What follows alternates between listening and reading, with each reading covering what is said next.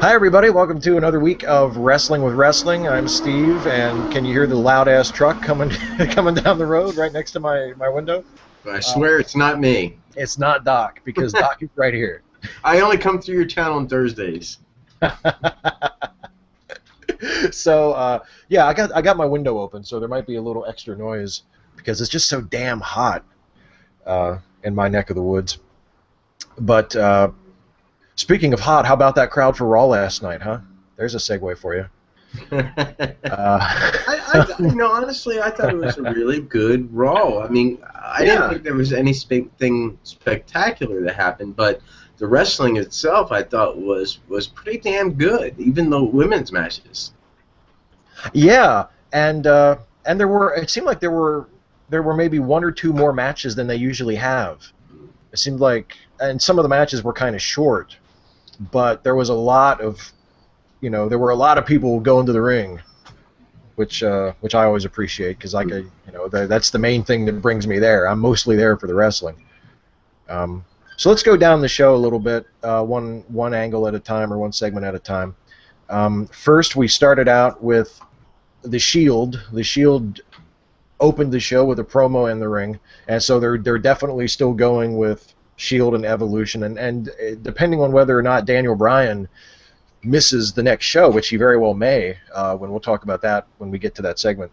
But the Shield versus Evolution rematch might actually end up being the main event of the next special event, Payback.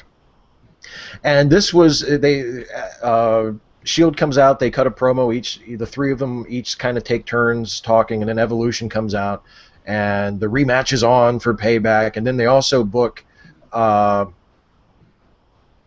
Batista versus Roman Reigns one-on-one as the main event for tonight. What did you think of the Shield's promo here, Doc? Because I thought, usually the Shield is pretty good on the mic, but this time I thought maybe they got a little lost. Yeah, I think it has to do with their attitudes. They are heated. They are mad. They're a little bit off their game. When I know when I get angry, when I legitimately get angry, I can be at a loss for words, because most of the time I can outwit somebody just with words. And I always tell people, if you want to get into a war of words, that's fine. I'll use that Bobby the Brain Heenan statement. I'll take my brain out and we can start it even. Nice. So I think that's what they're trying to portray, that they were just a little bit way too overheated at what happened to them last week, and that was what was really on their mind. So I mean, we take it. I kind of take it as that, because we know that the Shield can cut a better promo. So yeah.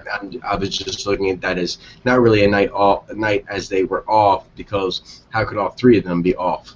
It was just a night where they're letting their emotions, their heat, their anger getting the best of them, and they're at a loss for words. All they know is they want to pounce. Yeah, I can see that, and it's not like the promo was so bad that it tanked the whole segment. I mean, what actually happened was, I think I got a little bit ahead of myself. I was kind of smushing two segments together when I was talking about it just now. You did. I didn't correct you. Yeah, they were talking in the ring, and then Evolution did the old, arriving late to the show limo arrival, and the Shield jumped them in the parking lot, which I thought was pretty cool, because they cut to the camera shot of the Shield, or of Evolution pulling up in the parking lot, and the Shield immediately just bounce out of the ring and run straight backstage, and they jump them right as they're getting out of the car. I thought that was a pretty good segment. What the hell were they signing when we cut to Evolution getting out of the? I mean, it's like the WWE's there. Are they signing for parking or whatever? Because it's Triple H and them, and they're driving a limo. I think they can recognize which freaking car is theirs when they leave for the night. Right. Well, that's it's a little late to complain about it now, because they've been doing this sort of thing in wrestling for 30 years. I mean, everybody associates it with the Attitude Era, but they were doing stuff like that, like with Ric Flair and the Horsemen back in the 80s, where they show up late to the show in a limo. And this one wasn't so bad, because at least it was at the beginning of the show, the televised portion of the show. But sometimes they'll have, back in the day, they'd have Vince show up 2 hours into the show. They'd be like, come on. The guy who runs the company just hasn't been here. Yeah, and they show you video along the way of his route. You know, it's like, this is where he is right now. Yeah, Vince is coming. He's not here yet for some reason, but he'll be here. I don't know. It's just one of those like things that if you think about it for 2 seconds, it's like, wait a minute, what? Triple H is the guy who supposedly runs the company. Why hasn't he been here all day? Where has he been? Right. You know, but yeah, so they have their little brawl in the parking lot, and then later on, Evolution comes to the ring to cut their own promo, and they get attacked by the Shield, which actually was a pretty good segment too, because Triple H got leg dove by Seth in the middle of a sentence. Yeah, and I thought that was great because he threw out. I was like, I had my back turned when Evolution came in, and all I heard all of a sudden was a quick Homer Simpson, don't! Yes. Because it was like the beginning of a word cut off because he got attacked. I kept finding it. And every time I watched it, I laughed even harder because it's like, don't! And I think they probably planned it out so that Triple H, like there was just sort of a general, Seth knew what his cue was, and Triple H just was determined, I'm just going to keep talking until I get hit, so it felt real. It's not like when, they're like, okay, now when you get to when you say Roman Reigns' name, then that's when we're going to jump on you. So he's expecting it, he just kept on talking until Seth jumped in there and tripped him, and it was a really, really well done segment. Yeah, the timing was perfect on that. Yeah. Because, it was in mid-sentence, and the cutoff was, like I said, it was kind of funny. It was the Shield tonight. Let's put it that way. But we'll get back to that later. Yeah. So the first proper match was RVD versus Swagger, but it's not really much of a match because, and I just mentioned a minute ago how the late limo arrivals remind you of the Attitude Era. This match really reminded me of the Attitude Era as well. Where you'd have, there would technically be a match. There'd be a bell and a pinfall, but it's actually not really a match. RVD and Swagger are in the ring, but before the match actually gets going, here comes Adam Rose and his entourage, the Exotic Express, like the full entrance, the music and everything. And RVD and Swagger just kind of stand around watching as Adam Rose makes his way around the ring. And then he does his bit where he gets up on the ropes and he does like the backwards fall into his crowd, and Swagger takes a swing at him right as he falls and misses. Swagger turns around, RVD kicks him in the head, hits the frog splash, and that's it. The match itself was maybe, in terms of the actual action in the match, it was maybe like 10 seconds. Yep, it was two moves. There were less moves in that match than the initials in RVD's name. And did you, RVD, like, when he was going back up the ramp after the match and he was like kind of walking through the dancers, like he kind of smiled and gave a thumbs up, but it looked like he kind of thought it was a little stupid. He was like, what do you think?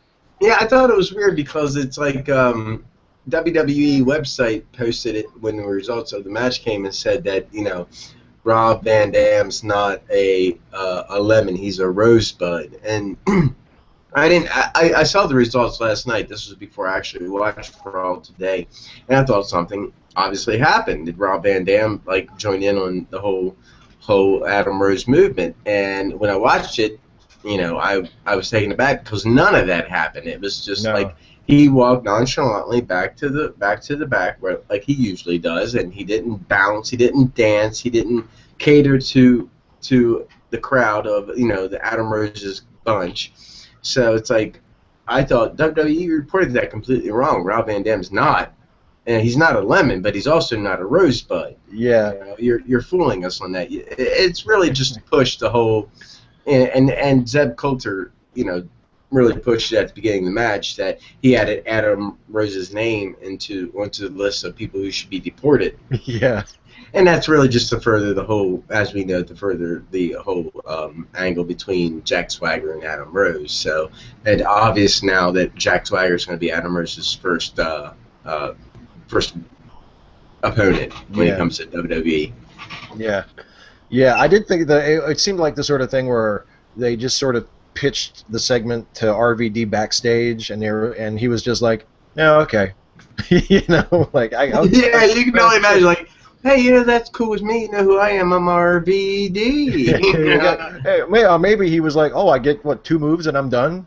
Okay, I don't even have to take a bump. Like, well, you sure. shouldn't be asking me these questions at 420, man, right? Yeah, that was the problem when they were going over the segment. Rob was maybe a little preoccupied.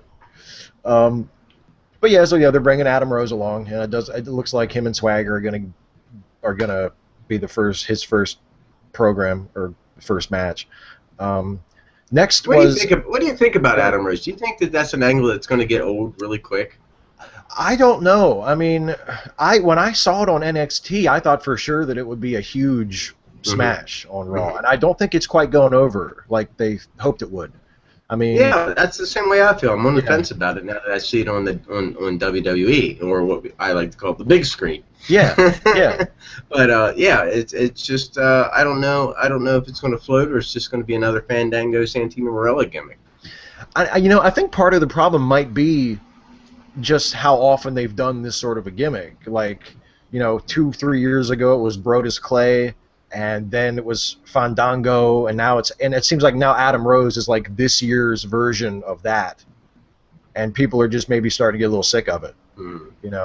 Because when I saw him on NXT, I thought, oh, this is, they should put him on Raw right now, and they pretty much did. I mean, he was only on NXT for like 2 weeks, and then they were like, hey, Adam Rose is coming to Raw. And I thought it was just going to kill, and it really hasn't. I mean, I don't think they're booing it. The fans aren't throwing it back, but they're just not into it nearly as much as I thought they would be. And I'm sure as much as the WWE hoped that they would be, But I think, he hasn't really wrestled yet.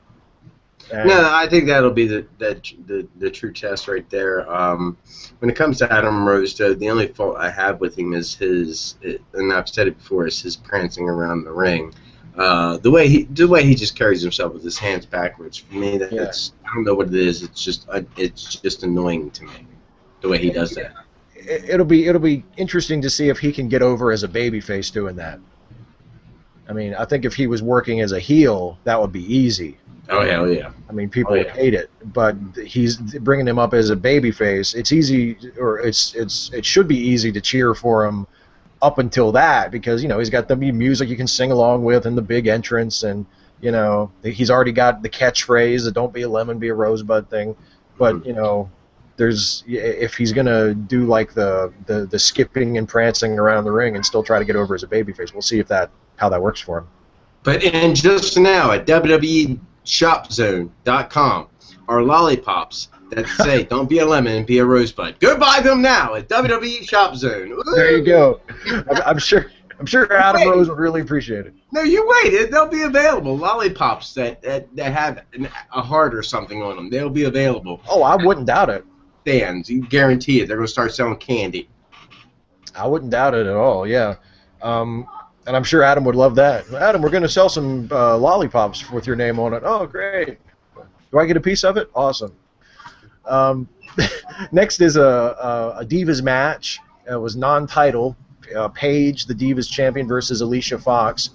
The match went about 4 minutes, and Paige won. She didn't use her awesome submission this time. She won with the Paige Turner, which is not that great of a finish, I don't think.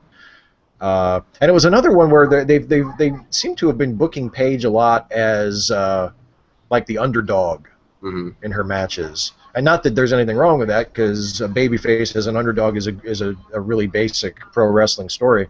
But it seemed like in NXT she was much more dominant.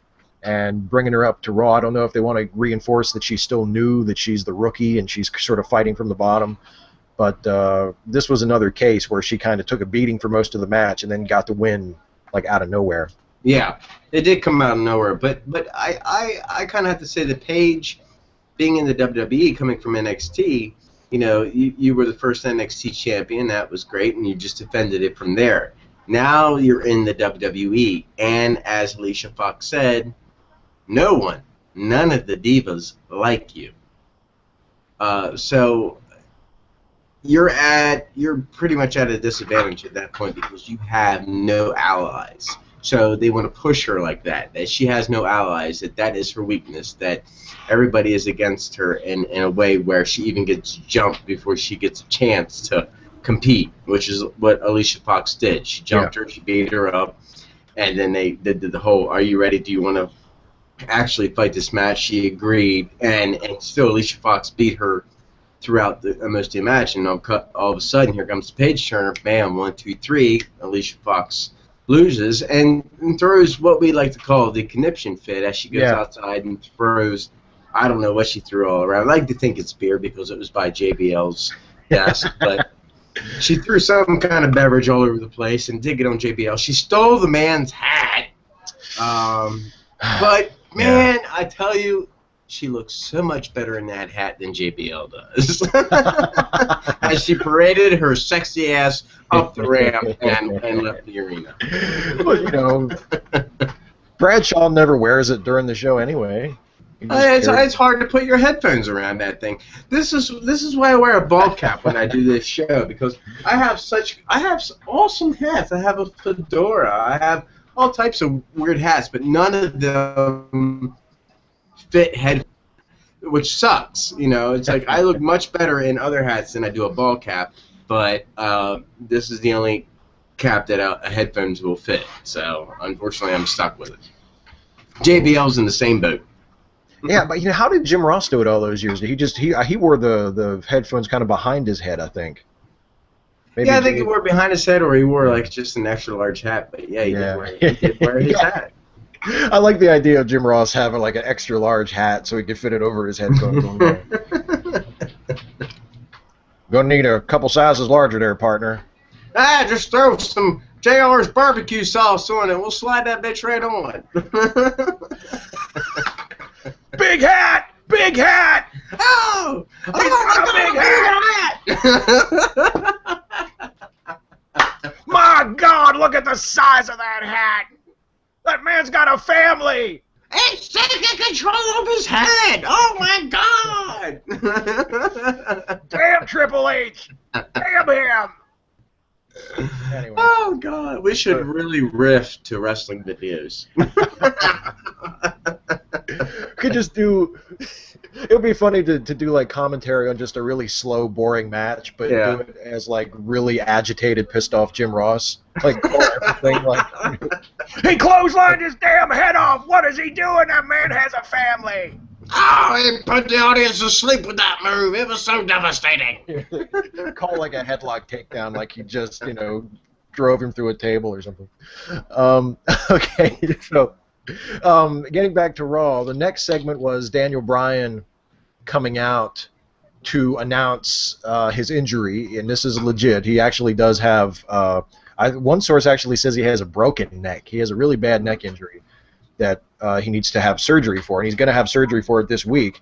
And up until they talk about the feud with Kane and Stephanie McMahon, really it's pretty much a shoot promo from Bryan. You know, everything he says is true. He does have to take some time off. He is going to get neck surgery. They're not sure when he's going to be back. I've heard anywhere from the optimistic version is between 4 and 8 weeks, so a month or two. As far as I know, there's no plans at the moment to take the title off of him. But that could change. Who knows? If he gets surgery this week and it turns out he's going to be out for 6 months, I don't see how they could possibly leave the title on him. Yeah, which is what I'm saying. You know, I love Daniel Bryan. We both rooted for him to win that world title. But if you cannot defend it within 30 days, I swear to God, I hate it. They don't really push this rule. You should be stripped of your title. Yeah. Well, it makes the title mean something. It makes it makes it feel like a legitimate sport. Mm-hmm. You know. I'll tell you something though. A way of getting around that, and I'm surprised they haven't tried this yet. And they've kind of done angles like this before without actually saying it, but I think it would be interesting if they borrow the concept of an interim champion from MMA. You know, don't like if Bryan, let's say Bryan does have to be out for 3 or 4 or 5 months, like a way too long to still be the champion. Instead of officially stripping him of the title, why not do what UFC has done before and hold a little mini tournament of the top contenders and crown an interim WWE champion and have that title be defended in the main event of pay-per-views, and then when Bryan comes back, you have the unification match. That way you would at least acknowledge that Bryan has gone too long to just leave the belt on him. So when he comes back, in order to remain champion, he's going to have to beat the guy who has, you know, basically been defending the belt all this time. Held the weight.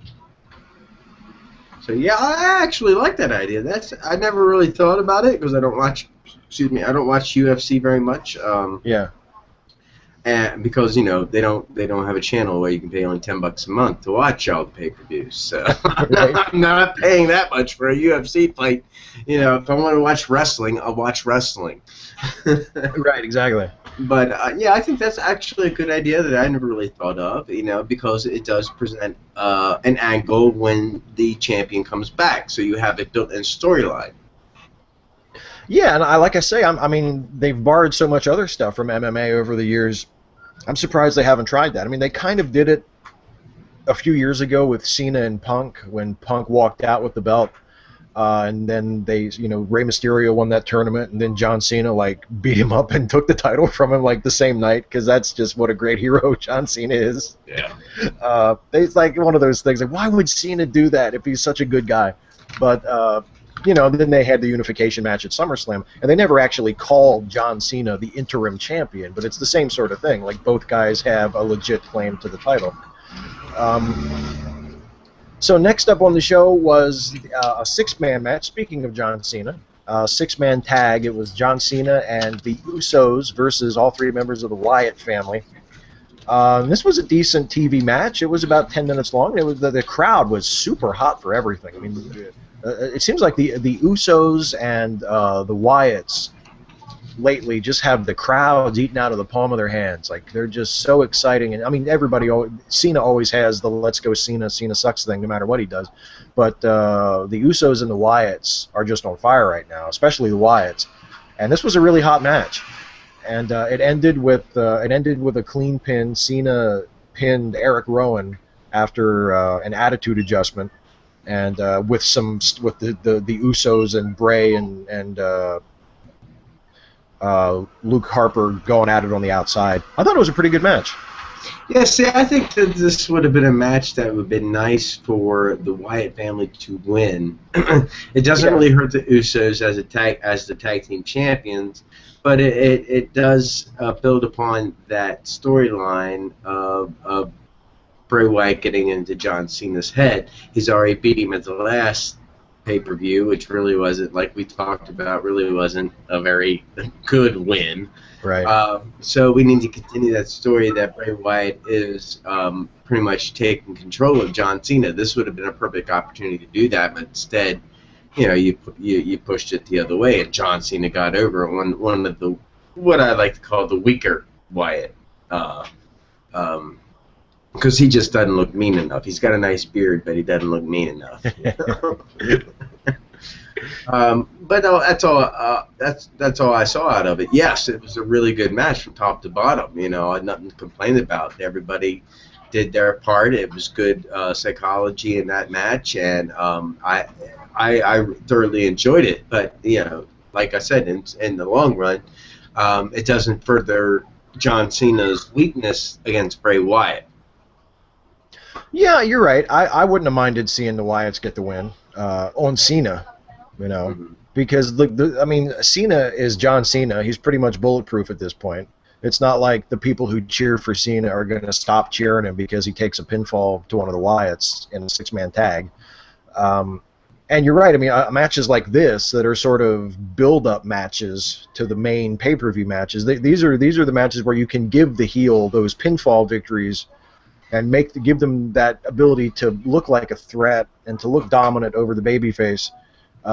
Because so far Bray has one pinfall victory, or not one victory over Cena, and it's not even a pinfall or a submission. It's just getting out of the cage first after a bunch of bullshit on the outside. The finish, if it had gone the other way, I think it would have made more sense for the story. But a good match, and it's always nice to see a clean pinfall, especially on a TV match when you can get away with having kind of a shitty finish a little bit more because you figure, well, we're just building to the big match. next is another Divas match, 2 Divas matches. 2 Divas matches. And this was not as good as the first one, I thought. This was the Total Divas match. And I think actually, this is the one I actually enjoyed. Really? You like this one better? Over Paige and Alicia Fox, this is the one I liked because it showed aggression. It showed the two. And I know it's playing off the Total Divas TV show, but it showed hatred toward each other, and in a way that they almost broke what traditional wrestling is and was up in each other's face, shoving and pushing and face palming each other. And I like that. It shows they really had some heat between each other, and it was balanced back and forth. Unlike the Paige Alicia Fox match, it was balanced back and forth. I thought very evenly, and I thought out of the 2 Divas matches that were shown on this was the better one. Simply because of that match. The psychology was there, the back storyline, even though it's past due, like I've complained about many times in the past. It's following suit, and the heat was there, and I thought that storyline-wise and being told to the crowd, I thought it was really good. The only part about this match I found stupid was the Divas outside the ring holding up the numbers while they were wrestling. I thought that was unnecessary. Well, the worst part about that is even the announcers didn't know what that was all about, which makes no sense to me at all.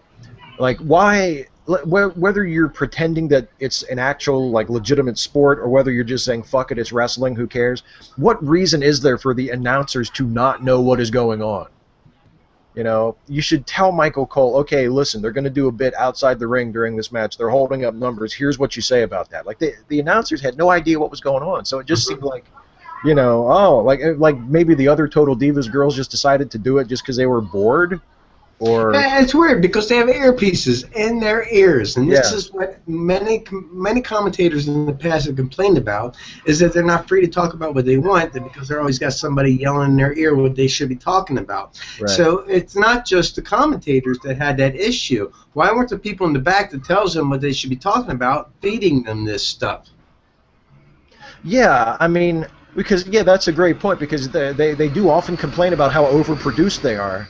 And but at the same time, like they're overproduced about okay, remember to push the app, remember to push the network. Don't call them belts, call them championships, and just really meaningless shit to me. But then it seems like there are major storyline points that they don't know about. And that just makes no sense to me at all. I know that there's a school of thought that says, well, just don't tell the announcers anything more than they absolutely need to know, so that their commentary feels like spontaneous and fresh. And I can kind of see, I can understand that, but at the same time, you shouldn't have the announcers in a situation where it reminded me of old episodes of Monday Nitro, where it felt like the announcers had no idea what was going on. And if they had just been in a production meeting and somebody would have just told them, okay, when this happens, this is what it means. Here's what you have to get over. It would have made such a huge difference. Because that's the announcer's job, is to get the segment over, to make sure that the people watching at home know what's going on and know why they should care about it.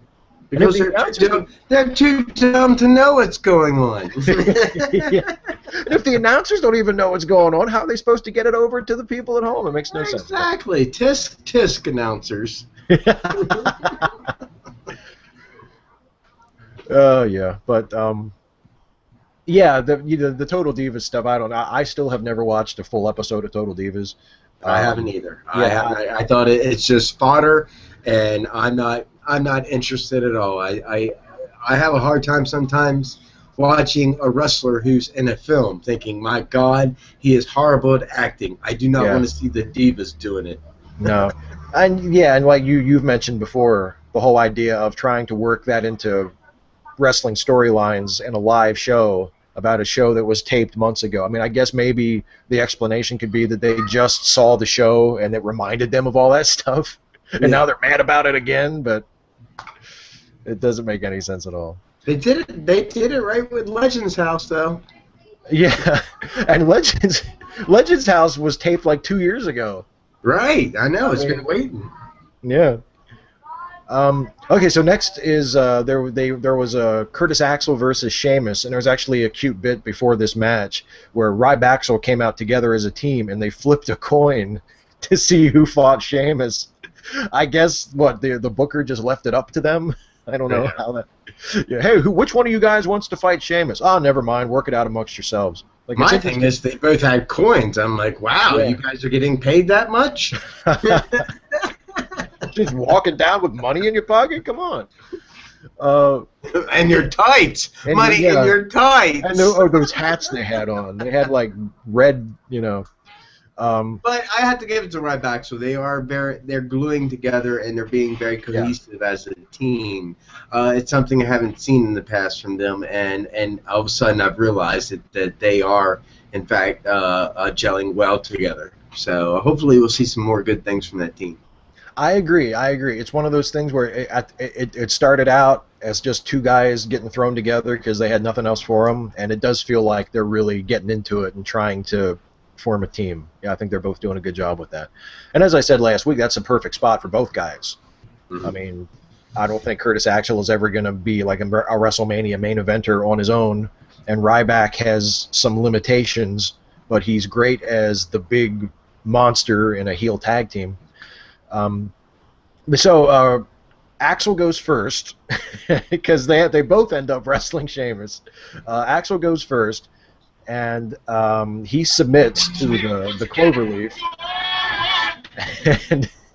and then Tom Jones does a run-in.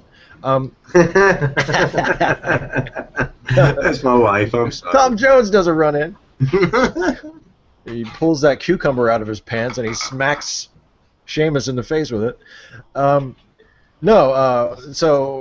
he Sheamus submits Axel with the cloverleaf, and then Ryback runs in, and we get another match right away. I don't know if this was this is pitched as like an impromptu match, so I don't know if Ryback kind of worked this out, backstage. Like, okay, you fight Sheamus first, and if he beats you, I'm gonna just jump in and I'm gonna fight him right after you. Yeah, apparently what I'm hearing was Sheamus, Ryback asked for a smash, got up in his face, and Sheamus is the one that threw out, I guess the challenge that he could beat both of them. Well, Sheamus does like to fight. Yes, he does. Although I am sick and freaking tired of him coming out time and time again and going, fella! I'm like, what kind of chant is that? It's like going, hey, guy! Yeah. Yeah. You want to know why Sheamus isn't the bigger deal? His catchphrase is fella. Yeah. That's why. Who wants to buy a T-shirt that just says fella on it? Which he was sporting last night. Yeah. He's had it for the last couple of months. That's like his shirt. It's like, really? Who's going to buy a fella shirt? Yeah, it just doesn't do anything for me. I mean, I love the Irish and everything about them, but the word fella doesn't do anything for me. Come out to some plug and Molly, for Christ's sake. There you go. Yeah, or just say something else. Just Sheamus, there's lots of other words, that make you sound Irish. Just say something. You are actually Irish. Just say something else. Stop saying. They're always after me, Lucky Charms. They should just make him a cop. They should make Sheamus an Irish cop, like the Big Boss Man, only Irish, and he should be a guy who just patrols backstage. And whenever people are getting into arguments backstage and it gets a little heated, Sheamus should come strolling up, twirling his billy club, and he should tap one of them on the shoulder and go, hey, move along, nothing to see here. Move along. It'd be like Sheamus O'Toole. Oh, off with you. You impudent bastard. That should be Sheamus's gimmick. So anyway, Sheamus and Ryback fight next. And Sheamus fights out of the shell shock and kicks him with the bro kick, and that's the end of Ryback. And actually, I think altogether this wasn't that bad of a segment. I mean, each of the matches are kind of short, but I thought especially the Ryback-Sheamus match, I thought they had a pretty decent back and forth there. I thought it was a pretty good segment. I don't know where they're going with Sheamus. I had heard that they want to turn him heel, but it didn't seem like he was very heelish in this. So I don't know what they're doing with Sheamus. No, I agree with you. I thought that the Ryback Sheamus match was really top notch. I tip my hats toward Ryback. I haven't seen him work a match like that in a long, long time. It's nice. It was really nice to see him put a good program out there against Sheamus. So, and Yeah. yes, they're pushing Sheamus now. You know, he just is a newly shining title for him. So, and no one's going to steal his pot of gold. You get your hands off the United States title. So, but yeah, I agree. Very good match with both McGillicuddy and Ryback. Yeah. So it just pushes him as a stronger champion. I thought that was good. If you're gonna put a belt around somebody, you really should make them look strong, at least for a while. Yeah. What a concept. Put a belt on a guy and make him look strong. Because it looks like a fluke if you don't. Yeah, really. And that's how people give a shit about titles. Hello. It's not that hard. Mm-hmm. Put a belt on a guy, have him win a bunch, have him look really good. Hey, Boom. like they say in wrestling, you're only 3 seconds from losing. Hey. You know, that's a good motto to just live your life by. Mm-hmm. I don't know how happy you'll be, but you'll be ready for whatever happens. Right. Okay, so next, Stephanie comes out and does the whole apology thing again and says, you know, she's sorry that it worked out this way. She's, you know, she kind of gives Daniel Bryan props for overcoming the odds. Although then she brings out the you know, A-plus player thing again from a few months ago. She says, "Oh, I'm sorry. I know you guys love him, but Daniel Bryan, he's just not an A-plus player." And she kind of demeans him a little bit more, says his body couldn't keep up with him. You know, he had more heart. His heart wanted to do it, but the body just, you know, he's just such a little guy, and he just couldn't beat it. You know, just really good heel stuff, I thought. And she asks Bryan to come to the ring, and she kind of hints that she's going to take the belt off of him. She says that they have to do what's best for business, and she says, "Come on, Daniel, come on out." And instead of Daniel Bryan walking out again, Kane drags his ass out, suggesting that he's just had the shit kicked out of him, and they take Bryan off in an ambulance. I guess just in case him telling everybody that he has to have neck surgery wasn't good enough. Right. It's like there was 2 ways they could have done it, and they did both things. You know, they could have either had Bryan just come out and tell the truth and say, "Hey, I'm having to have surgery. I'm going to be off for a while," or they could have had Kane come out and just kick the shit out of him and just do it like an injury angle, and they did both. So they got confused because they realized that the news broke on the internet that Daniel Bryan was suffering from a neck injury, and they had already written the Kane thing, and I think they forgot. They needed something for Kane to do to keep him pertinent on this week's show. So they're like, you know, fuck it, we'll do both. That's true. You're like, yeah, oh, shit. Kane had nothing. Kane had nothing to do on this show except for dragging Daniel Bryan's ass out on stage last night. He showed up. He got into his gear, and they were like, "Guess what, buddy? You're dragging Bryan out on stage." That's an easy night. Yeah, him and RVD probably got back to the hotel way before everybody else. I got paid for a real easy night this weekend. I had to be like I said, I had to reincarnate my old school wrestling persona, Doc Hollywood, in a lumberjack match against Sexy Shane Shadows and Playboy Bobby Starr, and surrounded the ring was all the old school CPW superstars, and I was there too. So, you know, I myself was in action this weekend as the old Doc Hollywood. I just wanted to bring that out. Sorry, I needed to plug that real quick. I think I was going somewhere with that, but then all of a sudden I was just so self-absorbed by myself. Yeah, you know. my astonishing accomplishments in the independent wrestling business. I'm sorry, I got ahead of myself. It's all good. I didn't work a wrestling match at all this weekend, so you know. Okay, so yeah, there was a little bit right at the end of the Daniel Bryan angle where Brie Bella is getting into the ambulance with Bryan, and she kind of gives Stephanie a big shove right as she gets into the ambulance. So they continue to build heat between Steph and Brie. I don't know if that's going to end up going anywhere or not, but Steph looked good at the end of this segment. They had Yeah. that slow cam pull into the side of her face, and I thought that she would probably snicker a little bit of a smile that she was happy that this happened. She didn't do that at all, but she looked good. Yeah, I thought they were kind of building to that too, because they held on her for so long. I thought she's going to give like an evil smile, like she's finally going to give it away, that she was really, she's not actually that sorry. She's behind everything. But they didn't. They just kind of held on her.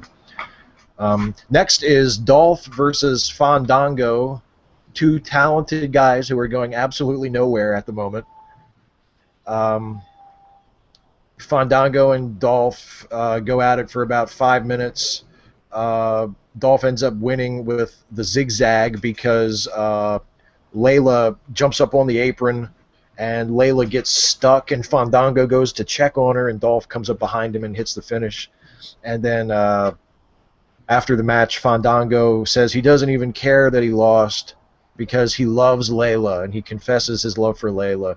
And then he dips her and he lays one on her. He kisses her, and that's and that I believe was like the second to last or third to last segment before the main event of the show. I mean, like. I thought it was a little silly. I mean, women, honestly. I mean, if there isn't the worst downfall of all men wrestlers in this business, it has been the woman you have drugged to ringside with you. And Layla Fandango will be your downfall. You kick Summer Rae to the curb, but Layla, that bitch is evil. Yeah. You're better with Summer Rae. Just look at her past escapades with Lay Cool and all that stuff. Just look where she's come from. Honestly, do you want to lay in the same bed with that Summer Rae? Excuse me, Summer Rae, Layla. Summer Rae, Layla. Let me put it another way. Summer Rae, Layla. She's bad news, Fandango. She is. Bad news.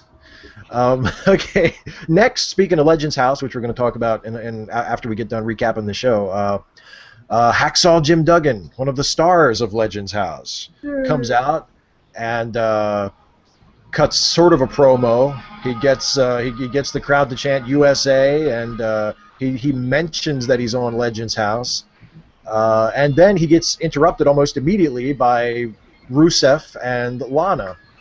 And Lana comes out and says that America is a declining empire, and that China has taken over our spot as the world's greatest superpower. And then she puts up the picture of Putin again. Yay!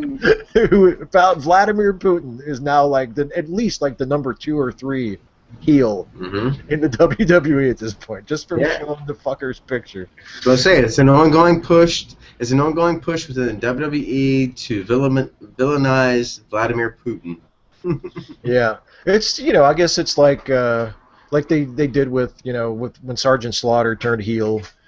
They did the Gesundheit. Oh. Well, and Saddam Hussein was like the big heel, and General Adnan was like his stand-in. I guess I would rather have Lana than General Adnan. Oh hell yeah! And Rusev comes out and he's about to run over Hacksaw, and Duggan has the craziest looks on his face. Did you see what the crazy looks that Duggan had on his face when Rusev got in the ring? It's like he's unsure whether he should be there, but yet it didn't take him anywhere. Right. I'm just standing dumbfounded in the ring and I don't know what to do. Right. It's like you could just get out of the ring. Yeah, leave. If you're that scared. If you're that scared, just go. Just leave. If you don't want to fight, leave the ring.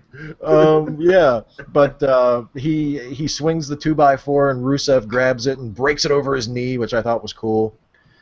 And then Big E comes out and Big E gets fucking stomped. I guess Big E comes out to help Hacksaw, and he gets kicked in the face, and Rusev throws him out of the ring. Yep. And, man, I mean, it makes Rusev look great, but shit, sucks to be Big E. Yeah, the former Intercontinental Champion, I tell you, he did look pretty rough against Rusev, the newcomer. I mean, he didn't get anything. Nothing at all. And I don't know. I'm hoping that this puts them in a program together. I would like to see Rusev and Big E, two big gladiators, going at it like that. They both have great in-ring talent, so I think this could be a good matchup between the two. It's hard to say.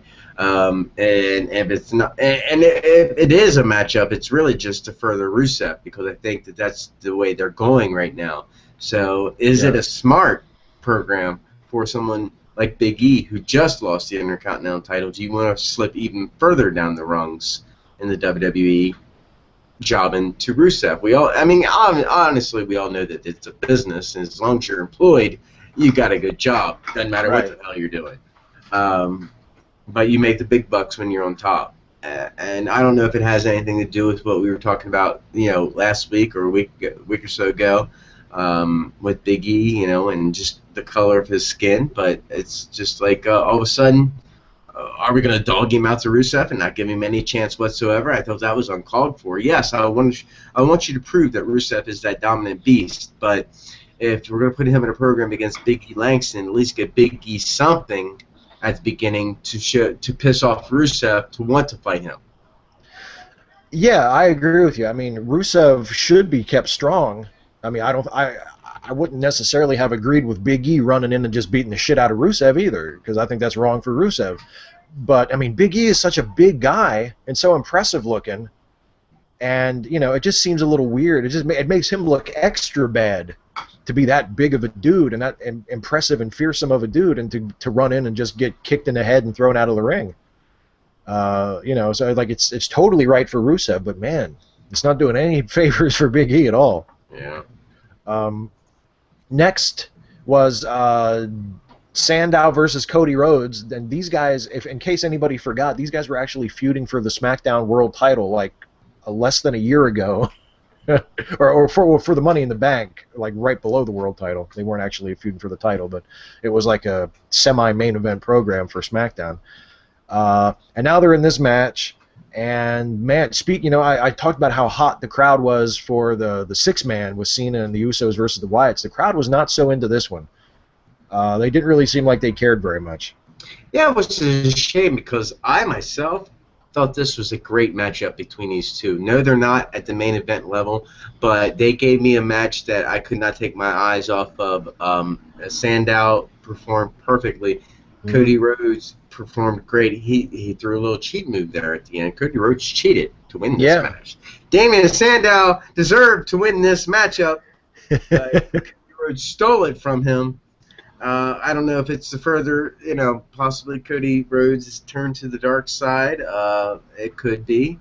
But when I saw this match, when it first came out, I thought they were going to continue Cody Rhodes' losing streak and Damien Sandow was going to get a win, which I was excited about because I want to see Damien do well. Right. But no, alas, it did not happen. Cody Rhodes cheated and won that match against Damien Sandow and then celebrated up the ramp. So, unfortunately, for Damien Sandow, his career still is on a downward spiral.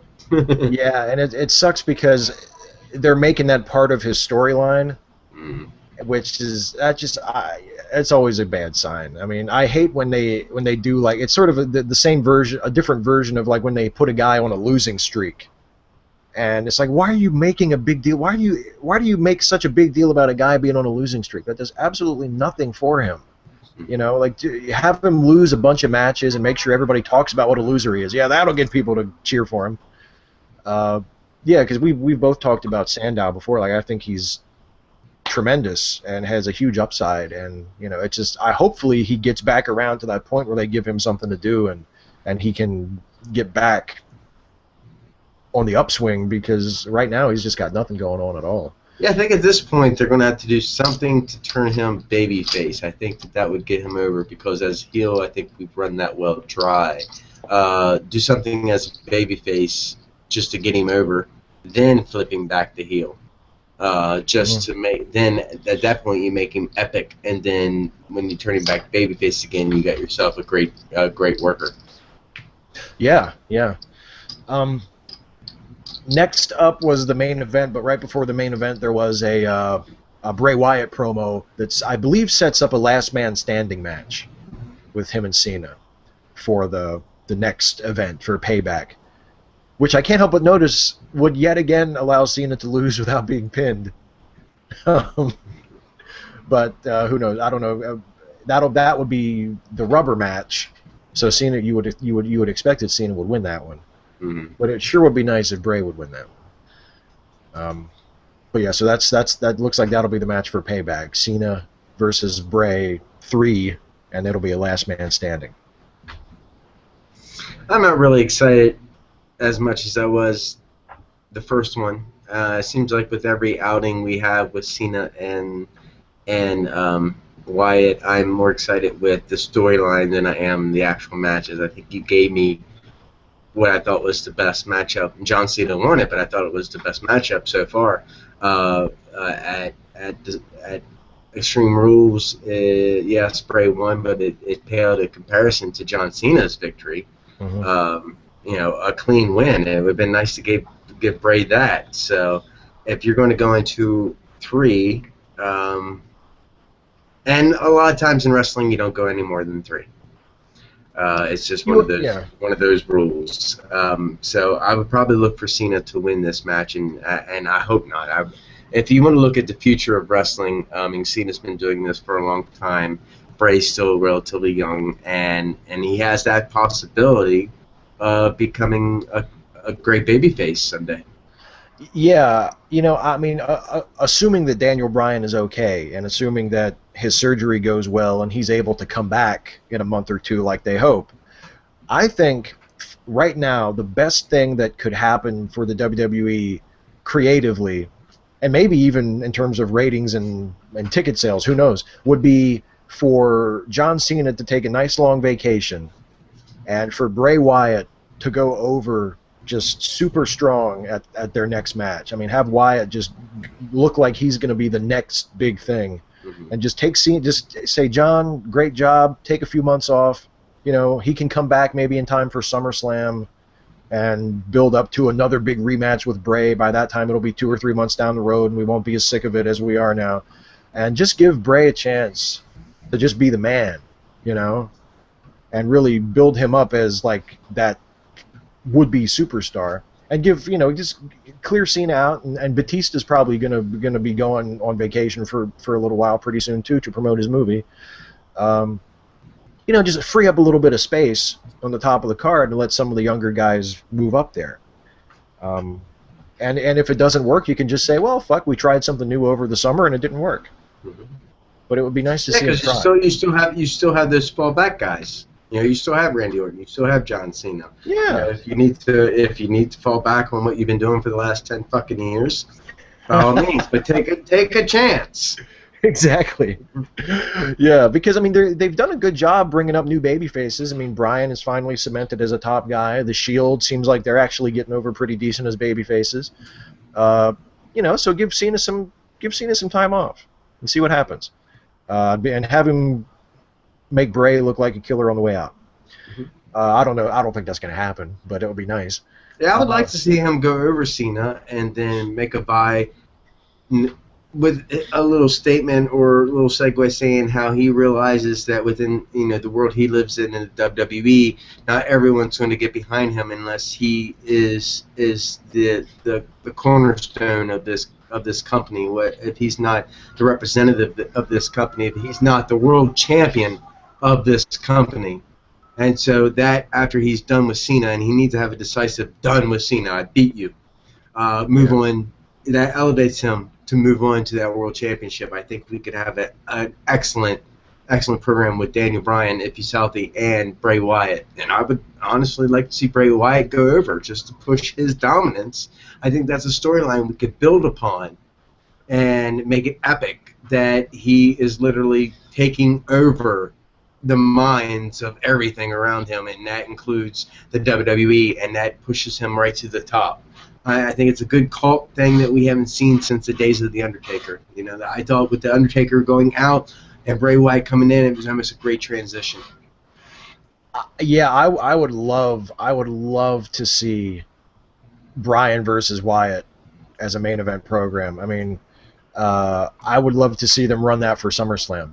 Mhm. I think they, assuming that Bryan is healthy, I think they could do that, and I think that would be huge. I mean, because they've still got enough time yet to go. They've still got about 2 or 3 months to go, where they can still keep building both guys up, you know, and give them each like maybe one more decent program before they start working together. I think Wyatt versus Bryan at SummerSlam would be awesome. Mhm.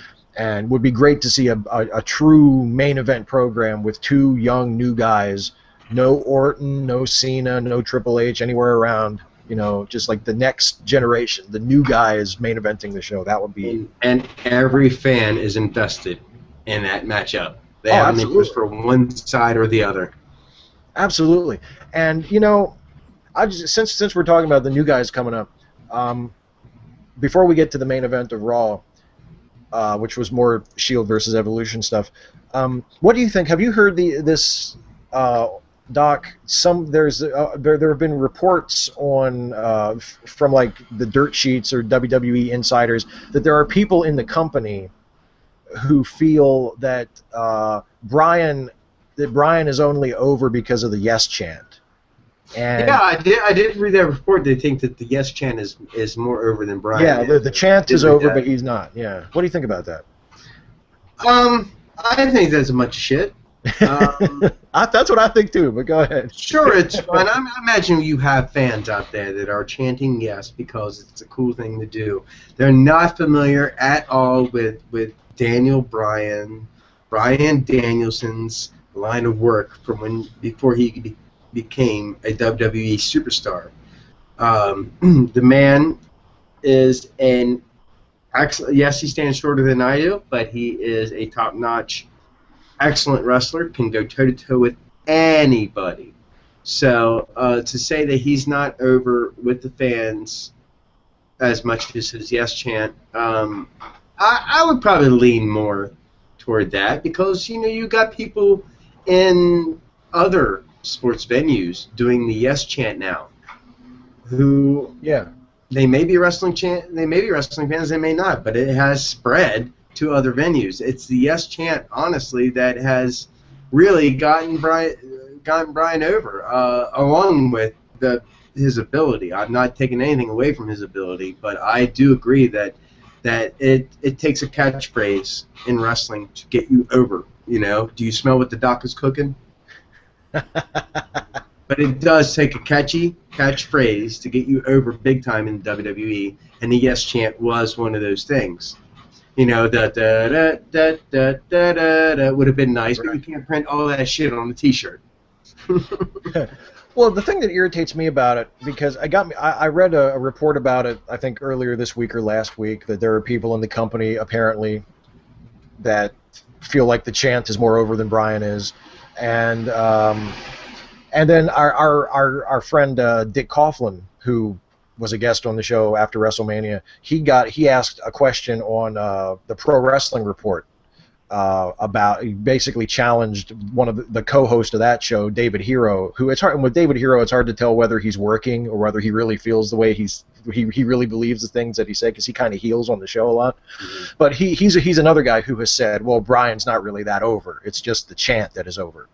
And I guess maybe they're comparing the yes chant to the what chant that Austin got over, and that still kind of comes up when fans are bored with a promo. They interrupt the guy or the girl cutting the promo with what, and that obviously now has kind of become its own thing, and that has nothing to do with Steve Austin. When people chant what during a promo, they're not thinking about Steve Austin at all. They're just doing that because it's just something that they've been trained to do. Yeah, like when they see something hardcore, they're going to chant ECW. ECW, right. And they might not even know what the fuck ECW is anymore. It's just, oh, that's what people say.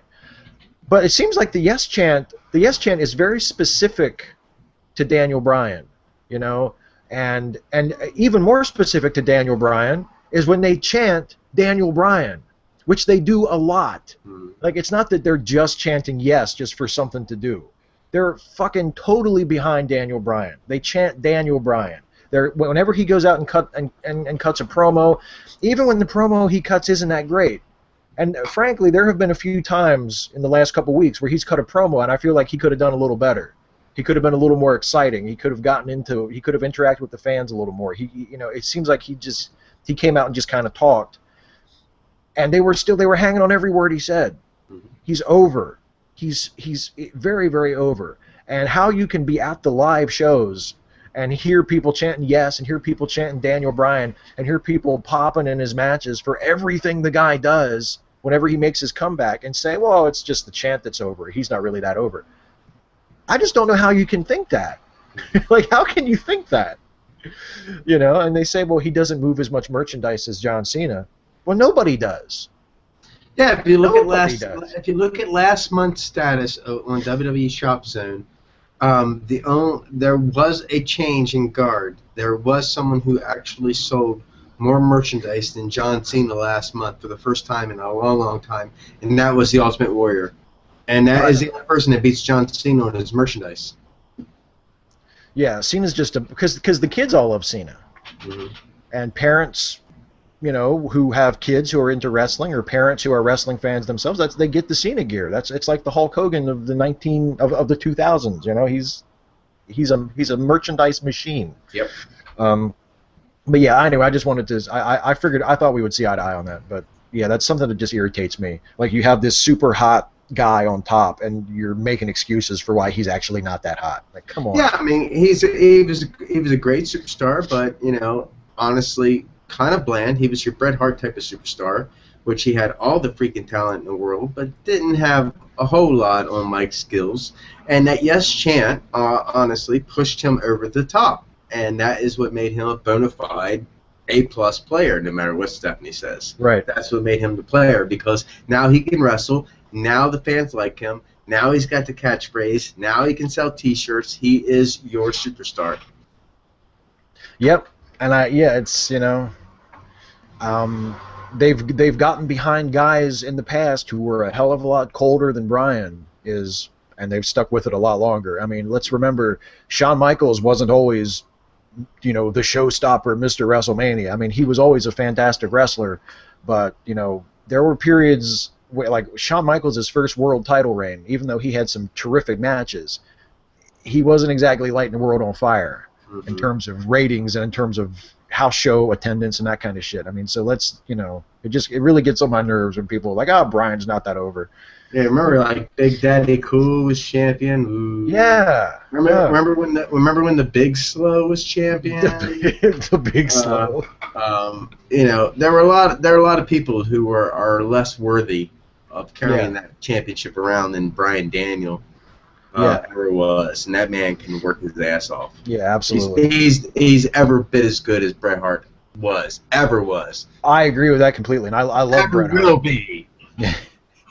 I agree. I'm a huge mark for Bret Hart in the ring. I think he was tremendous, but I would take Bryan over him too. I think he's just tremendous. I mean, anyway, let's get back and let's finish off Raw, and we'll talk about Legends House. The main event of Raw was, as I mentioned, Roman Reigns versus Batista.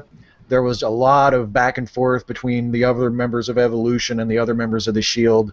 The match ended up getting thrown out because of interference, and The Shield kind of gang up on Triple H. And then Stephanie shows up and kind of waves all the heels in the locker room to run down. Not all of them, but pretty much the same bunch that has kind of backed up the Authority against the Shield a few times before. Like, 3MB and Rybaxel and Fandango, and they all kind of run out. And momentarily they get down. They get the better of them, but it ends up with the Shield clear in the ring, and Evolution kind of just stands there, and they have like a stare down as the show comes to an end. So there's with the absence of Daniel Bryan for at least the next couple of weeks, there's your top program. It's Evolution versus the Shield.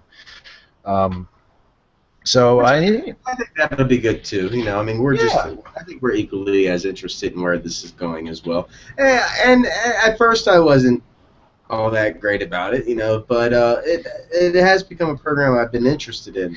I think they turned it up a notch or two, and it's grabbed my interest to see where they're going with it. So even though you got some old players in the game, and I think Triple H should be sitting back and enjoying his job the way it is these days. You know, it's much easier on the body. Let's not take away the glory from all the other guys out there. You got your job. Right. Batista, you know, okay, you signed a 2-year contract, but are you really that devoted? Randy Orton's the only guy out there in Evolution, I think, has shown that he's dedicated. You know, and Triple H too, but he's moved on. He's old, you know. But Randy Orton right now is the true one dedicated player on the Evolution side. In the long run, I think if they're smart, they'll just they're going to push Shield over and let them know that they're the future. That's what I would like to see. I mean, it's a little different for this rematch. I mean, it's really interesting. It's one of those matches where I genuinely am not sure which way it's going to go. Like, I have to watch the match and see, like, oh, who's going to win? Because on the one hand, you've got what we've talked about before, which is if you do 2, you're probably doing 3. So you would think Evolution's going to win this one to set up number 3, but then you keep hearing that Batista's going to take time off. Mm-hmm. So if Batista's gone in a few weeks, do you put Evolution over so you can build to the 3rd one and just plug someone else into that Batista role, or do something else like a one-on-one between Triple H and Reigns, let's say, and you know, or do you just say fuck it, Batista's going to be gone for a few months, let's go ahead and just have the Shield go over really super strong, and we'll regroup in a few months and do it again when Batista comes back. See, I think they're already working on this storyline. They know that Batista's going to have to take some time off. This is why they cut the promo that they're going to need to be who they are, who they were, and take out the Shield one by one, starting with Dean Ambrose and then Seth and then Roman. They talked about taking them out one by one, so that way it's already set if they need to do something where one of their members of the Shield gets taken out because they are losing Batista. Right.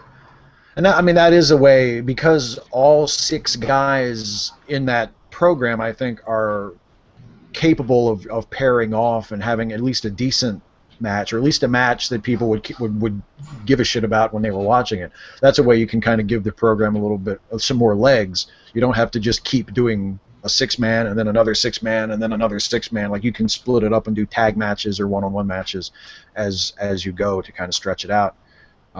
Yeah, shit, they could even, if I'm not sure how they're planning on writing off Batista, if they're just going to say, hey, Dave's going to promote a movie, or if they would do like an injury spot where maybe the Shield could like gang up on him and fucking take him out. You know, I mean, maybe that's what they could do. Maybe Batista could get the pinfall at the pay-per-view, and then the Shield could come back the next night on Raw and get revenge and take him out, and then he's just gone doing his movie thing until he comes back. I mean, I don't know. That's just fantasy booking at this point. I have no idea. It's a shame because Batista's beard's coming in nice. He's looking good. He is. He's growing the hair back. Say that, yeah. This week I'm like, man, Batista looks pretty good. He's all dressed up to the nines, and man, it's like, I'm impressed, brother. He's come a long way since the fucking too tight white sweatshirt and the fucking skinny jeans when he first came back. Well, anyway. Remember when he was Devon's bitch? Yeah, I remember. Deacon Bautista. Yeah. Who would have ever thought? Oh, I remember when I saw that, I thought, man, he's got a really pointy head and big ears. Yeah. Good luck, fella. But yeah, so that was Raw. I thought it was a decent show. I thought they gave us some great wrestling, last night. Yeah, good wrestling. Let's talk about Legends House, because we're almost halfway through the first season. I assume there's going to be a second season, whether people want one or not, just because they need content for the network. Ric Flair is already being cited to be on the second season. Yeah, I've heard that Flair would headline it. So they've aired 4 episodes. The 5th episode will air this week, and then that's about it. That's halfway through because the whole thing is broken up into 10 episodes. I've watched them all. Sometimes I've wondered why I'm watching this. Mm-hmm. It's like the test of my loyalty to the product. It's like, okay, here's how much I love wrestling. I'm gonna watch Legends House. So, but what have you thought of it so far, Doc? Well, I've tuned in for the same reasons probably you have. It's got Piper on there, and I love Roddy Piper. Yeah. I'm interested in what Pat Patterson has to say because I know he's an entertaining guy. I loved even. I didn't get to watch so much his days of wrestling because I was way too young. But being the stooge with Vince McMahon, I loved everything him and Briscoe did together. I thought that was great and classic. So, and he is pointing out the fact that he's gay. He has made several jokes within the show to point out the fact that Pat Patterson is gay, and I think that's great. He's not hiding any of that. Tony Atlas, I think they're pushing the whole Tony Atlas Hacksaw Jim Duggan thing. The heat between those two, and I could really care less. You're building up on a hate crime, guys. Tony just seems to be himself. I mean, Tony's just being his weird little self, and I completely understand being weird and eccentric. I myself tend to think of my personality being like an Andy Kaufman type personality, that I'll crack funny and I'll be crazy, and it's not really for your entertainment at all. It's because I thought it was fun to do at the time. Right. And it's shown heat between those two. I love Jimmy Hart because I love the mouth of the South, baby. He's touched on it that he has perfect hair. They did like a whole thing in like the second episode. Hey, here's how you do the Jimmy Hart hairstyle. Like, Jesus. But I can't take away from the fact that it has been filmed as a reality show. How much of this is legitimate? Granted, I would love to do an experiment where you have myself, you, Matt, Rob, Juan, Eric, all in the same house for like 10 weeks, and we film everything. Do you not think that we would eventually pull each other's heads off? I mean, we're all really good friends, but do you not think that there's not going to be heat somewhere in that house? We do have a few. Of course. We do have a few angles in there that probably are going to stir their way into the storyline as we go along. Definitely. The thing about the show, I mean, it's just that it's so boring. I mean, that's the thing about the show that kills it for me. I know it's a reality show, and I know that they're gonna ramp stuff up, and they're gonna try to like blow things out of proportion and make it seem like there's so much heat and there's so much drama between these guys, and a lot of it is probably the producers whispering in their ears, going, "Okay, now everybody talk shit about Tony Atlas," because like when you watch the show, I mean, Tony doesn't seem like that bad of a guy. Everybody talks about how like Mean Gene Okerlund is like, Tony Atlas is just a difficult guy to live with. Like, really? Yeah. He doesn't seem he like seems that to be bad. nice enough. Yeah, he doesn't seem to be mean-spirited or anything. What's your problem? Like the shit with him and Hacksaw, or like in the last episode when like Tony bumped into him or something, and that became this whole big thing where Hacksaw's like cussing at the camera and cutting that promo where he's like, "Big muscles don't mean shit to me." Dude, settle down. He bumped into you. What the fuck are you fighting about? It just seems like they're taking it so far where like every little thing becomes massive drama so they have something to put in the show, and it just gets to be ridiculous. That and the fact that it's been 4 episodes, and I think Hacksaw and Tony have like made up 3 times, and yet they're still fighting. Like in the first episode, there was heat between Hacksaw and Tony, and then they were like, "Well, we've known each other a long time, and well, we're just going to get along. We have to get through this together." And it's like, "Oh, okay, that's cool." And then the second episode, like basically the exact same thing. Some stupid little thing happened, and Hacksaw was like, "Fucking Tony Atlas, what an asshole!" And Tony was like, "Fuck Hacksaw." And then by the end, they were like, we're still friends." And it's like now and everybody's like speculating, or is like, we don't know when it's going to happen, but it's going to happen. Yeah, it's like, oh, guys, nothing is happening. There's nothing's happening. Just come on. Yeah, if I want to see 2 geriatric fucking guys get into it, I will go visit an old folks home. Honestly. At least those people I know are highly medicated and out of their heads. Yeah. Well, and like you said, I mean, I watch it for the guys because I love Roddy Piper. I've been a fan of Roddy Piper since I've been a fan of wrestling. Patterson. Yeah, but Roddy Piper, oh my God, can you drag me down any further, dude, with your personality on this I know. show? My God, man.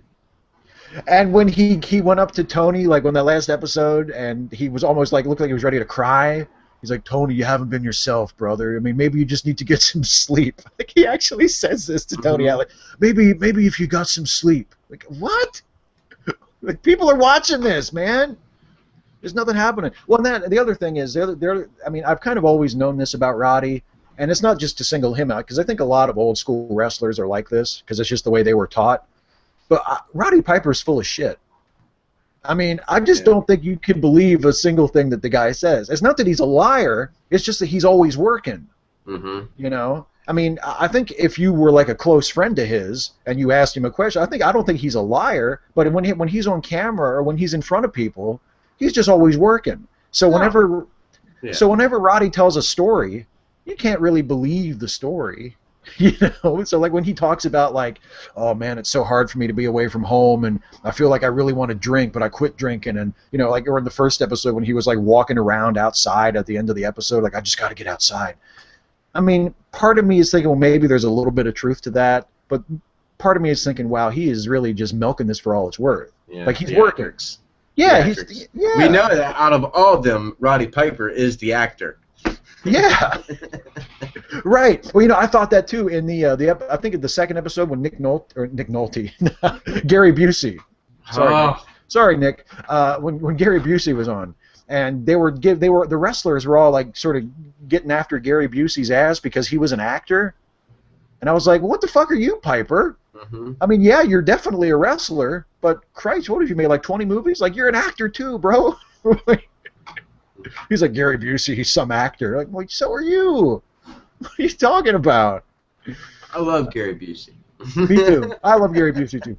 And Gary Busey's one of those guys, I think, that he knows exactly what he's doing. And I think that's without a doubt. Without a doubt. I think he's just like Roddy Piper. I mean, he's working. Gary Busey knows what people expect from Gary Busey. He knows what people want to see, and that's what he does. You know? The only way to stay relevant in this business is to be crazy. When I say crazy, I mean conscious, raging, amazing, serious. All these fucking stupid acronyms for stuff, yeah. Yeah, faith, F-A-I-T-H, fantastic adventures in trusting him. Shut the fuck up. There was, I'll tell you what, in the Gary Busey, that episode, I think that was the first episode maybe. But anyway, Piper did have that great line where he's like, I saw Gary Busey and I thought, oh, I hope he's not here to give us motorcycle lessons. That was pretty good. I think the one, and I realized they have to have like a mediator on the show, is the hot chick that is purposely parading her ass up and down the property and household of Legends House, telling them what they should do. I'm like, that's unnecessary. Why not even bring in Mike McGurk or some shit?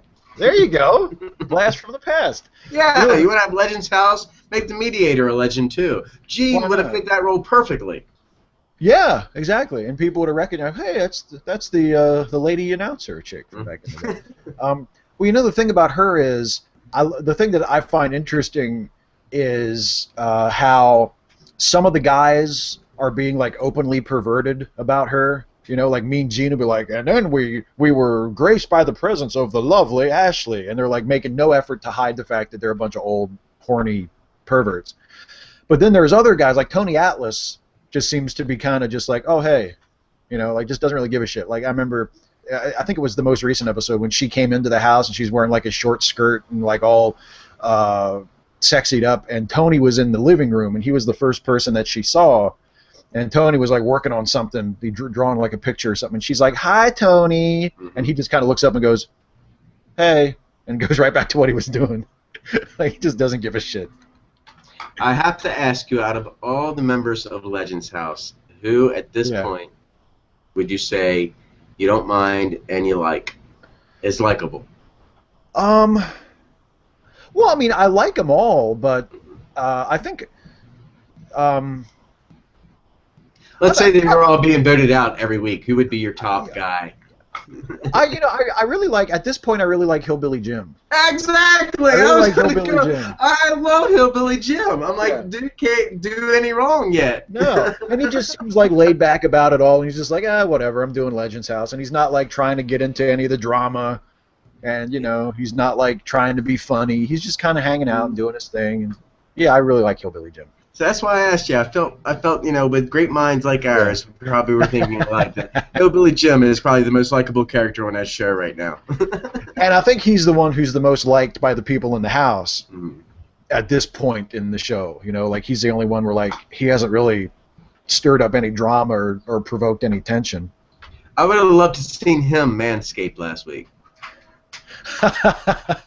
Well, it seemed like they were doing that.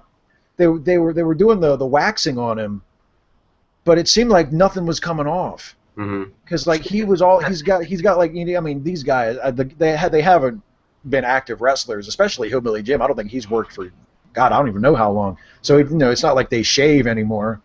And he's got this big fucking carpet all over him, and they fucking waxed him. And by the time he was done, he was like completely bare.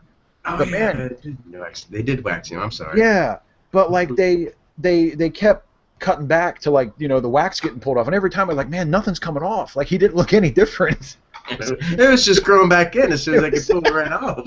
Finally, it's like they turn the camera off. We're just gonna shave the fucker. That's the way us hillbillies grow hair. Don't go messing with a country boy. Yeah. Yeah, he's probably my favorite. And the thing about, I like Mean Gene, but it seems like all the producers keep telling Mean Gene to just keep saying balls, because he says balls like 3 times in every show for no reason. He's like, holy balls! Like, all right, I get it. You're Mean Gene. It's funny when you say balls, but yeah, and he has been opinionated a few times and spoke his mind, which can be, sounded a little bit bitchy. So that's what knocked Mean Gene out of the top for me. But yeah, I like I said, I like Hillbilly. I love Pat Patterson, Jimmy Hart, Mean Gene Okerlund. So far, those are probably the 4 that I really still like. The other ones have kind of made an ass of themselves. Yeah. Well, and it's hard to Jimmy tell. Hart too. Jimmy Hart has kind of made an ass of himself in last week's. Yeah, he seems like he's kind of whiny. Like he's like an attention hog. Like. Well, she indicated to me, baby. I'm in the mouth of the South, Jimmy Hart. Yeah, but you're not Bobby the Brain Heenan. Right. Yeah. Let's face it. If Bobby was in better health, he would be in this show. And Jimmy might not be. Let's just be honest. And with him and Gene, that would have been an awesome freaking show. Imagine just the one-liners that we would get. Oh, imagine. I miss Bobby, man. I do too. I wish he could still speak clearly and healthy enough to do stuff like that. Me too. He was so cool. Yeah, it is a shame that he's in the shape that he's in, because for something like this network, he would be so perfect for that, because he's one of those guys like Hogan and like Flair who are from that era, and you can remind you of that classic 1980s era. But man, Bobby could talk. Bobby was such. I think he was even a better talker than Flair. Everybody talked about how great a great talker Flair was, and he was absolutely. But man, Bobby the Brain Heenan, could do everything. Yeah, he has some great commentating partners in the day. I'll tell you. Yeah. Well, hey, let's go ahead and segue from Legends House to. See, I'm pretty quick. You are. That's why I did that. I can figure out the cue, right? Let's segue to our Legend of the Week, because it actually is probably Bobby Heenan's most famous broadcast partner, right? Yes, he was, and I got to give it up to the man himself. Mr. Robert James Morello. We better know him as Big Gino or Gorilla Monsoon. He was born on June 4th, 1937, and died October 6, 1999. He was best known as his ring name, Gorilla Monsoon. He was an American professional wrestler. He did play-by-play commentating, and he was a booker. He's famous for his run as super heavyweight main eventer and later as the voice of World Wrestling Federation, as commentator and backstage manager during the 1980s and 1990s. He became the on-screen WWE president in the latter decade. In professional wrestling, the staging area just behind the entrance curtain at an event, a position which Murillo established and where he could often be found during WWE shows later in his career, is named the Gorilla position in his honor.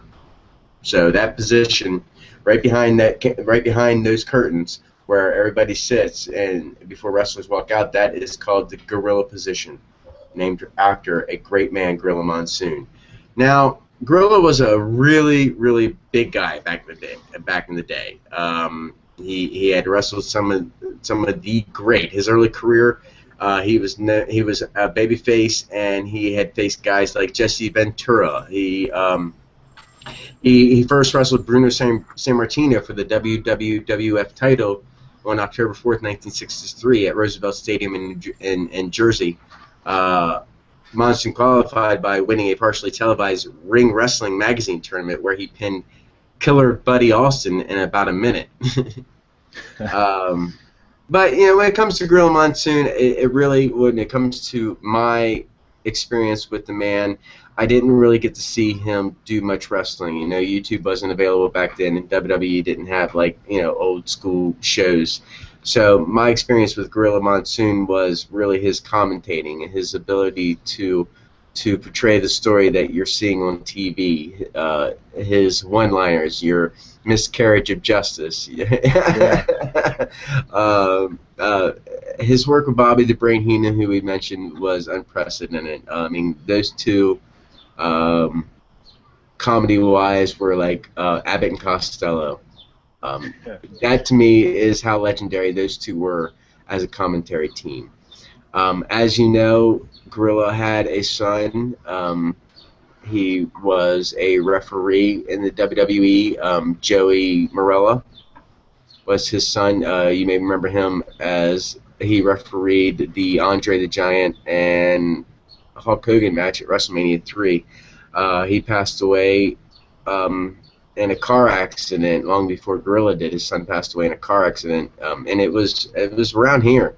I think they were coming back from a show down in D.C. and Joey was killed in a car accident then.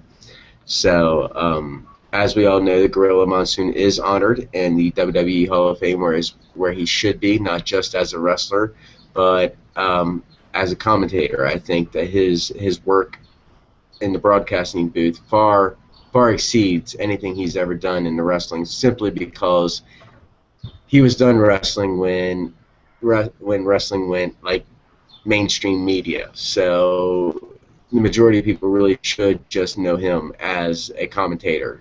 You would have had to done some back search like you and I have done to realize that he had a wrestling career before that. So, but he has wrestled some of the greats in his business: Superstar Billy Graham, Bruno Sammartino, Paige Morales, Antonio Inoki.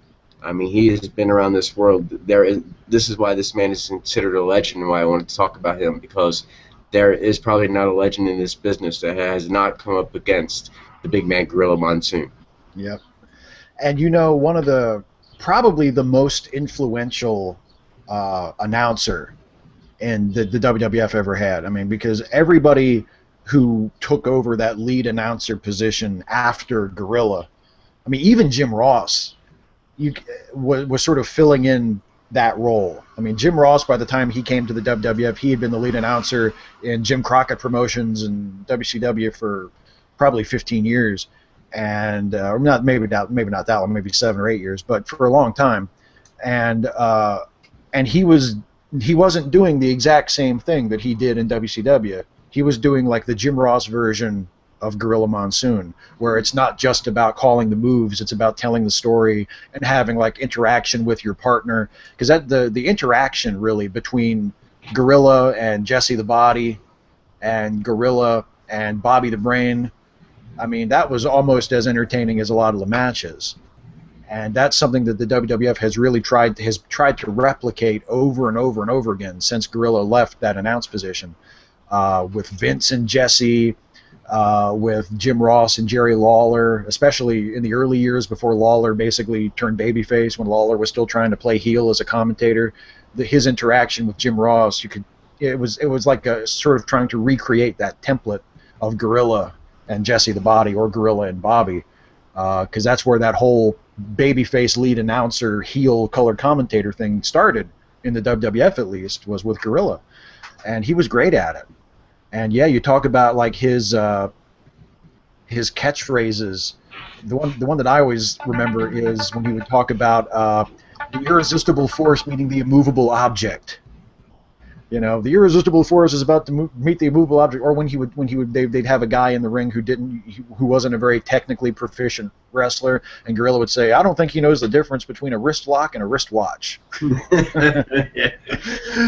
He was great. He was such a great commentator, and yeah, as you said, in the 60s and 70s was a legit main event wrestler. Faced Bruno Sammartino. I think wrestled Muhammad Ali in a gimmick match.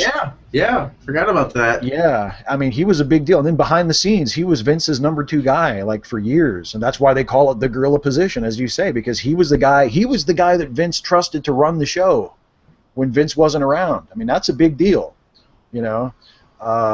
Yeah, some interesting facts is he traded in all his shares to the company for lifetime employment with it, and he used to drive around in a car where the license plate said kayfabe, and I love that. That's awesome. I didn't know that, actually. That's really cool. Which is important. So many wrestlers forget that, you know. Kayfabe, damn it, especially when you're on a show. Yeah. Where as soon as that fan walks through that door, kayfabe. Yeah. Yep. Don't break it, or I break your fucking nose. Oh yeah, Gorilla was amazing. And when he died, his death was acknowledged not just on Raw but on Nitro. Because by that time Bobby the Brain was working for WCW and was Tony Schiavone's color commentator on Nitro, and the first Nitro after Gorilla Monsoon's death, that was during the Monday Night War, when it was a very intense rivalry between the two companies. But Gorilla was so beloved, and I'm sure that Bobby wanted to do that specifically. I'm sure Bobby asked for that. But yeah, Heenan's words exactly were, Gorilla will be sadly missed. Now he was one big tough man. He was a decent, honest man, and we're all going to miss him very much. And you know, the pearly gates in heaven, it's now going to be called the Gorilla position. Goodbye, my friend. That's what Bobby had to say. Yeah, I'm reading that now. Yeah. Yeah, that was cool. It was sort of a momentary moment of, you know, well, okay, we'll put the Monday Night War stuff aside for 30 seconds and acknowledge the passing of this really great legend. Yeah, Bobby even actually said he wished Gorilla was there when Bobby accepted his Hall of Fame induction. So. Yeah. And we all do, you know, because sure. Like I said, they're like Abbott and Costello, like, you know, they were a team. To me, they were just a permanent team together, and they worked so well and beautifully. They created great music together. Yeah, they were really funny. I mean, a lot of times you see stuff in wrestling and you think, well, that's pretty good for wrestling. There's like a sliding scale that you judge things on. But Gorilla and Bobby were just flat out funny. Like, they were just good. They weren't just good for wrestling. They were hilarious together. I mean, when Heenan would say something and Gorilla would say, "I'm going to have you taken out of here." Mm-hmm. I mean, that was just, you know, and he did it all the time, but it was always funny. He would get so flustered and just finally just lose it and threaten Bobby that he's just going to expel him from the broadcast booth. Yeah, those guys were great. And they elevated every match they ever called together, I think. Yes. I mean, well, let's wrap it up, shall we? We've been yapping about wrestling for over an hour and a half now. Yes. Hey, but no complaints here. I mean, no.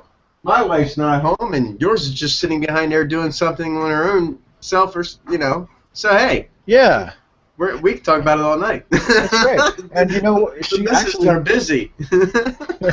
She only hears my half of the conversation anyway, so, I mean, maybe we're not talking about wrestling. Maybe we're...